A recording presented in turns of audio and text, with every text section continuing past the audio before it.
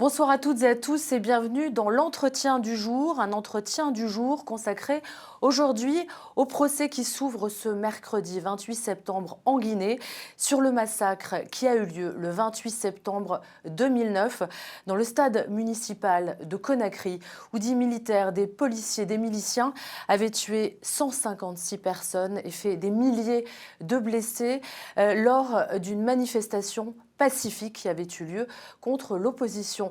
Pour en parler, nous recevons Cyril Blin. Cyril Blin, bonjour. Bonjour. Vous représentez des victimes pour ce procès qui s'ouvre donc ce mercredi 26 septembre. Comment vous allez aider ces victimes ? La FIDH, dont je fais partie, en fait, accompagne les victimes depuis 13 ans.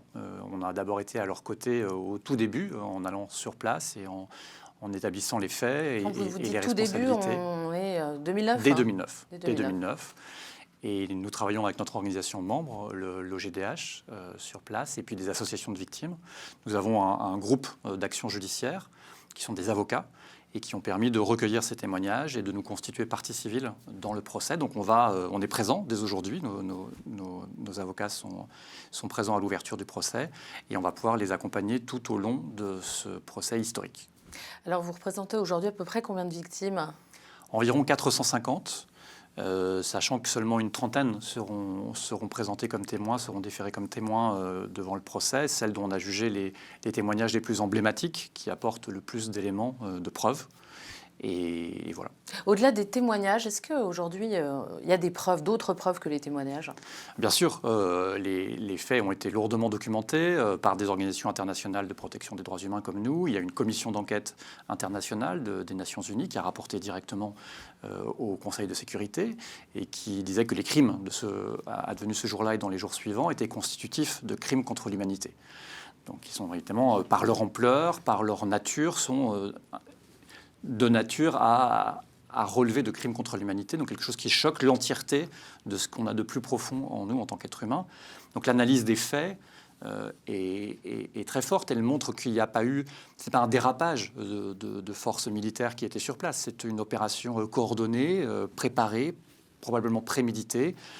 On voit l'appositionnement des bataillons, le fait même que sur place, il y a eu des hauts dignitaires de la gendarmerie et de l'armée au moment où se passaient les événements, des très proches de la sécurité du capitaine Dadis Camara. Tout ça démontre qu'il y a des responsabilités au plus haut niveau de l'État. Alors, le colonel Camara est arrivé à Conakry samedi dernier. Il a été emprisonné presque aussitôt, puisqu'il a été emprisonné mardi 27 septembre avec 10 autres co-accusés. Il a voulu revenir à Conakry.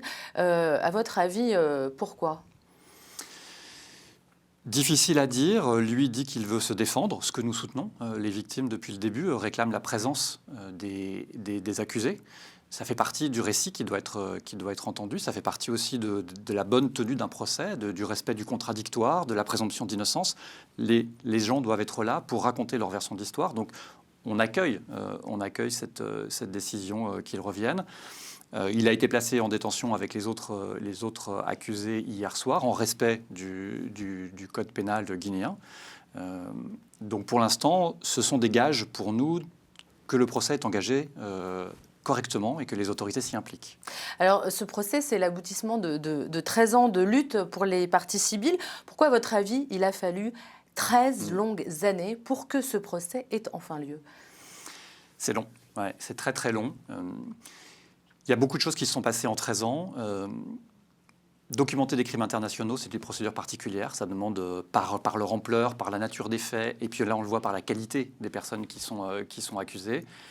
Ça demande des précautions particulières. Donc ça a été effectivement très long. Mais l'instruction a duré 7 ans, elle s'est close en 2017. Et depuis 5 ans, on attend vraiment la tenue de ce procès. Et là, on a été de manœuvre dilatoire en manœuvre dilatoire avec un agenda politique du président de l'époque, Alpha Condé, où on sait qu'il cherchait à se maintenir au pouvoir. Donc on peut aussi imaginer que ce manque de volonté politique, ce manque de courage politique masquait ses intentions, aussi le fait de prendre aucun risque par rapport à l'armée, puisqu'on attaque des militaires dont il avait besoin pour essayer de se maintenir au pouvoir. Oui, l'instruction est finie depuis 2015. Est-ce qu'à votre avis, il a littéralement empêché ce procès d'avoir lieu ? Il a freiné, oui. Ah oui, sans l'insistance des parties civiles, de la société civile, de la Cour pénale internationale, ce dossier aurait disparu. C'est vraiment cette attention qu'ont apporté les victimes et la communauté internationale à ce procès à ces faits, qui fait qu'aujourd'hui on arrive à un procès. Le colonel Doumbouya, qui est aujourd'hui chef de la junte militaire, lui aussi, qui a fait un putsch contre le pays, a donc engagé ce procès. Est-ce qu'il n'avait plus le choix, à votre avis? Ou c'est une réelle volonté, finalement, de laver un petit peu cette mauvaise réputation des juntes militaires qui font des putschs et qui s'emparent du pouvoir? Alors vous avez raison de signaler, c'est une situation géopolitique très particulière, puisque ce sont des militaires qui vont juger des militaires. Je sais que ça soulève beaucoup d'émotions et de questionnements au sein de la population guinéenne. Aujourd'hui, nous, on accueille cette décision. Donc on est vigilant.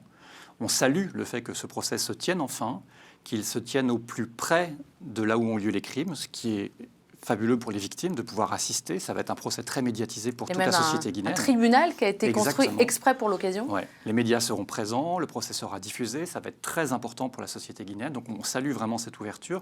Bien sûr, on reste vigilant parce qu'on a des craintes.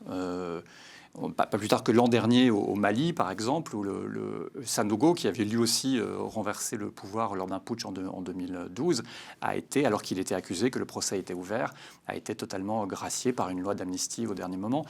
Il y a des risques, on reste vigilant. Les risques, vous parlez des risques, Des risques que ce procès ne soit que symbolique, qu'il ait été ouvert par la junte en ce jour symbolique, justement, pour lever la pression qui pèse sur leurs épaules. Et finalement, ils s'en sortent et que Camara ne soit pas incarcéré, qu'il soit blanchi. Est-ce que c'est vraiment possible? Je pense qu'il y a 1000 scénarios possibles. Ils peuvent renvoyer sine die. Le procès pourrait s'étioler. Il pourrait y avoir des lois d'amnistie. On pourrait avoir une parodie de justice, quelque chose de bâclé, où on ne respecte pas les droits des victimes ni les droits de la défense, d'ailleurs. Mais est-ce que c'est possible avec l'intervention de la CPI dans ce procès? La CPI est très vigilante. Elle est là depuis le début, donc elle joue un rôle clé. Hein. Elle a mis le pays sous examen, la situation sous examen, 2 semaines seulement après le massacre. Donc c'est exceptionnel. Et depuis 2009, elle vient peut-être 1 à 2 fois par an. Il y a une mission de la CPI qui vient rencontrer les autorités judiciaires et politiques et qui s'assure qu'ils donnent des gages de coopération. Ce qu'on appelle la complémentarité positive, c'est-à-dire qu'ils n'attendent pas que les autorités ne soient pas en capacité de le faire, ils les accompagnent, mais en même temps, ils maintiennent une forme de pression. Et on sait qu'aujourd'hui est présent en ce moment même le procureur Karim Khan de la CPI avec une forte délégation sur place. Donc ça montre à quel point ils sont attachés et évidemment ça pèse. Ils font peser l'attention internationale. Et on peut imaginer qu'effectivement, si le procès était bâclé, comme on le disait, s'il ne respectait pas les droits des victimes, la CPI pourrait se réemparer du dossier. Est-ce qu'on peut justement, dans ce contexte, s'attendre à un procès réellement équitable? Aujourd'hui, on a un certain nombre de garanties. L'arrestation des coupables présumés, enfin, leur mise en détention avant le procès en est un, la construction du tribunal, la formation des juges, la sélection des magistrats. Tout ça sont des gages qui ont été donnés au fait que le procès puisse se tenir dans des bonnes conditions. Il y a même un plan de sécurité qui a été établi, relativement basique, mais il est là. Donc pour l'instant, nous, on part vraiment avec cet espoir et cette espérance que portent les victimes en disant il faut que ça se tienne, 13 ans ça suffit, on n'aura jamais les conditions idéales. Il y a des gens qui sont morts, quand même, des victimes qui sont mortes dans cet intervalle de 13 ans, qui ne verront pas la justice. Donc il faut que ce soit rendu. Donc on a cet espoir et on reste vigilant.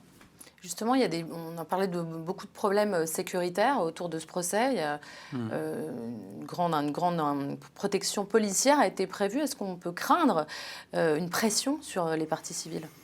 Oui, et pas que sur les parties civiles. Il y a effectivement plusieurs centaines de policiers qui ont été déployés. Il y a un plan de sécurité, comme je disais, rudimentaire, avec des badges, des cars. Il a été fait sans concertation, malheureusement, avec les représentants des parties civiles. Donc ça fait peser quand même la charge de la sécurité encore beaucoup sur les ONG et les organisations qui accompagnent les victimes. Ce n'est pas uniquement un enjeu sécuritaire sur les victimes et les témoins, on pense tout de suite à eux, mais c'est aussi sur les organisations qui les accompagnent, voire sur les magistrats. Donc ça va devoir être amélioré grandement. Dans ce procès, on imagine aussi que d'autres responsables vont être mis au grand jour, des politiciens, des hommes d'affaires, puisque le président n'était pas le seul responsable. À votre avis, comment ça va se passer, toutes ces têtes qui vont tomber? Alors aujourd'hui, l'instruction qui s'est conclue en 2017 a mis en accusation, a ramené devant la justice ces 11 personnes. Il y a beaucoup d'autres noms qui sont mentionnés. Et puis il y a eu des centaines de militaires, de policiers qui ont participé aux exactions. Donc on n'a jamais tous les responsables dans un procès d'un massacre de cette ampleur. Ce qui est intéressant là, c'est qu'on a les différents échelons de responsabilité. On a des gendarmes qui étaient eux-mêmes dans le stade, qui ont tenu les armes, qui ont participé très certainement. Et puis on a ceux au plus haut niveau de l'État, jusqu'au chef de l'État, des ministres, qui ont commandité, qui ont ordonné, qui ont su ce qui se passait à minima. Peut-être que d'autres noms ressortiront pendant l'instruction, qu'il y aura des nouveaux éléments qui vont être amenés, et à ce moment-là, il y aura des élargissements, effectivement. L'ex-président Camara dit qu'il veut s'exprimer, parce qu'il dit que c'est une bavure et qu'il n'est pas responsable. Est-ce que ça peut être crédible? Est-ce qu'on peut l'entendre, ce genre de version? Vu des preuves que vous connaissez dans les dossiers. On ne connaît pas encore sa ligne de défense. C'est souvent ce que disent les très hauts responsables. C'est pour ça qu'il est difficile de les mettre en accusation et que malheureusement, on se contente souvent du menu fretin sur qui on peut retrouver les traces de sang. Mais là, il y a vraiment des éléments probants qui montrent qu'il y a eu une organisation et une coordination. Est-ce qu'elle a remonté jusqu'à lui? C'est ce qu'on verra au cours du procès. Est-ce qu'elle s'est arrêtée au niveau de ses ministres ou de ses responsables de la sécurité? En tout cas, ce que montre ce procès aussi, c'est que tout le monde est redevable devant la justice. Et qu'on puisse avoir un ancien chef de l'État sur les bancs des accusés, ne serait-ce que ça, c'est déjà fabuleux pour les Guinéennes et les Guinéens, qui vont pouvoir retrouver de l'espoir dans leur justice. Et on espère que ce procès marquera un tournant dans l'histoire de la Guinée et pourra... Et pas que, non? C'est pas aussi le procès de la fin de l'impunité du pouvoir et la fin de... Exactement. Ça pourrait être la fin d'un cycle d'impunité, voilà, et cette culture de l'impunité qu'on a beaucoup décrite en Guinée, où rien n'a été fait sur les différents actes de violence. En Afrique, dans beaucoup de pays d'Afrique. L'Afrique francophone est très, très vigilante, et puis comme je le disais, si c'est un crime contre l'humanité, ça nous touche tous. Donc c'est une impunité qui nous touche tous.